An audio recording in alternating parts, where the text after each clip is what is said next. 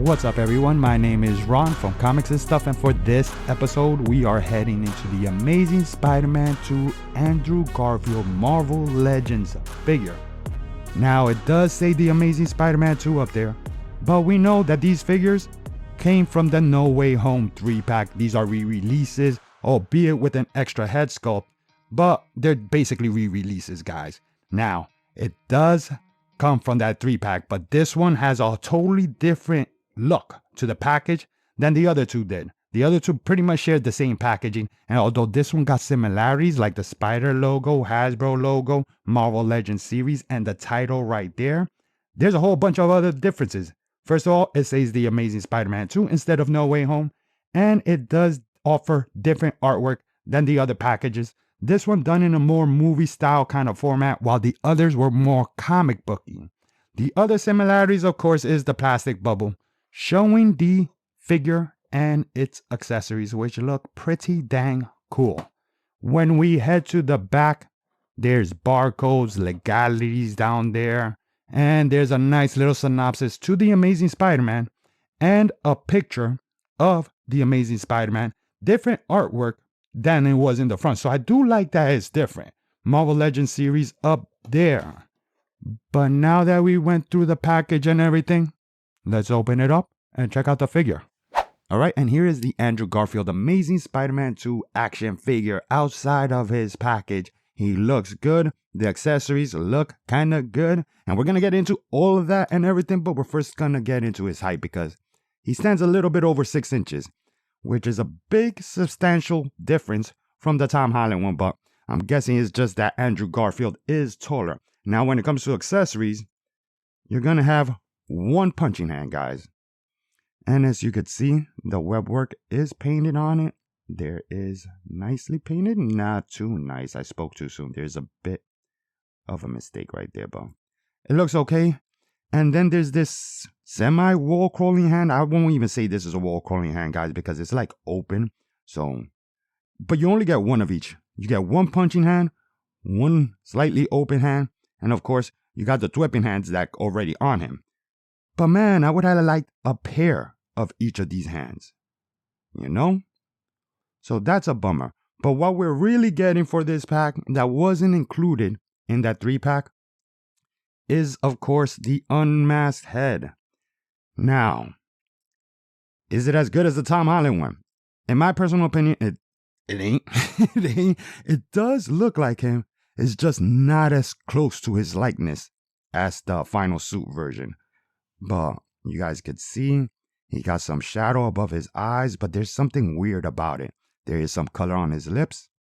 There's a nice 5 o'clock shadow. Subtle, but it's there. The sculpt of his hair does look good. There's no wash or dry brushing or anything like that. I am happy with it, but again, in certain angles it looks like Andrew Garfield. In certain angles, I don't think it does. If you want to see the head sculpt side by side, there we go. I will take pics with both the masked and unmasked, and you guys could see how it looks later on. But now let's get into the figure, because just like the final suit version, and I'm going to do a lot of comparisons with that, guys, there is texture all around. Texture in the blue, texture in the red, as you guys can see. The web work is sculpted. The spider is sculpted on his chest. The back, the spider is sculpted as well. One thing that I don't like, guys, is that the red right here starts showing under the arms. Like it starts poking through. I don't know if you guys could see that, but yeah, you seeing it? Yeah. It's because the blue is painted, basically. It's a red piece, but the blue is painted and not properly painted. Anyway, other than that little hiccup, I am quite happy with how he looks. And the paint doesn't seem to be missing much at all in the mark anywhere, especially in the eyes, which I appreciate. Those eyes do look nice and shiny. Reminds me of McFarlane-esque Spider-Man right there. So I am happy with the overall look, and I do think that his overall body shape is more akin to Spider-Man than the Tom Holland one. But when it comes to articulation, let's go through it real quick because he comes in a double ball peg up there. And his head is a tight fit.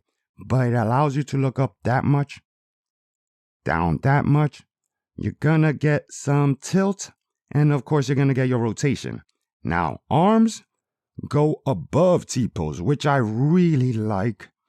Of course, full 360, you get butterfly joints, but the butterfly joints don't afford you much movement. Forward, it gets you some.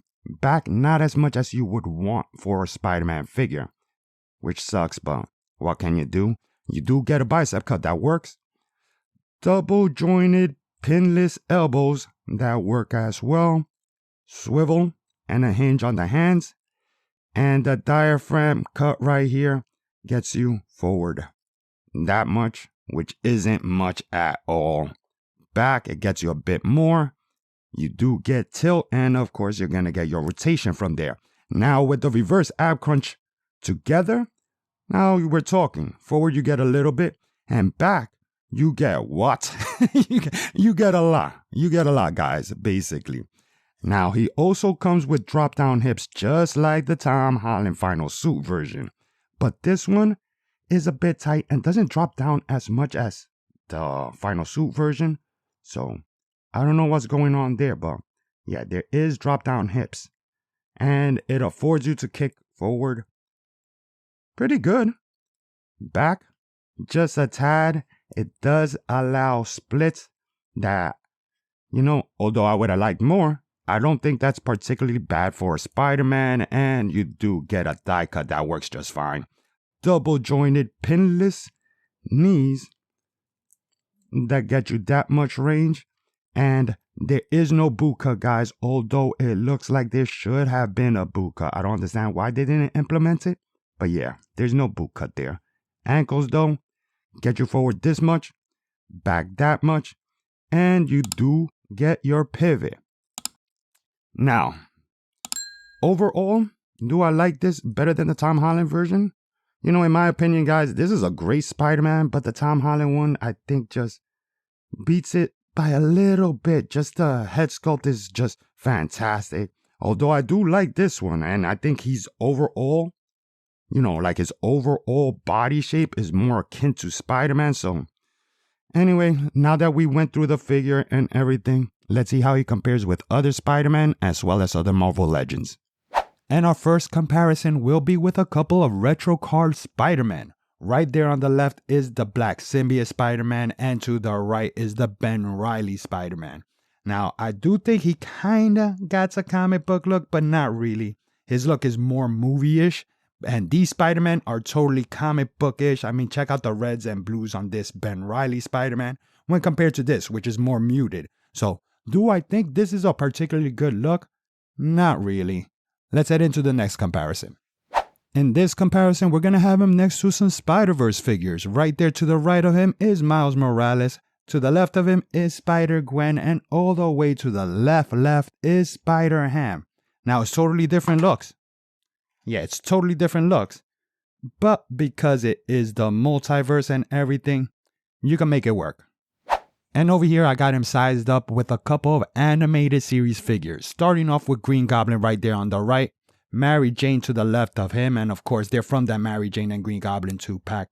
And this alternate head from the said 2-pack was used on a suited body so you could get a good look at what a Norman Osborn would look like in front of him.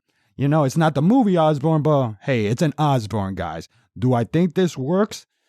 I mean, it's totally different looks, guys, and without the multiverse holding it together, yeah, I don't think it works particularly well. So let's head into the next comparison.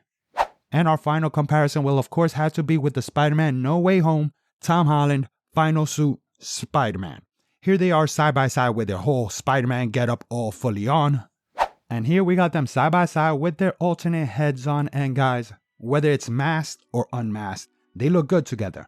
They're meant to look good together. They were part of that Spider-Man No Way Home 3-pack. If you're wondering about the Tobey Maguire Spider-Man, I do have him. I just haven't gotten around to reviewing him, so keep a lookout for that video because I will have all three of them compared in that one.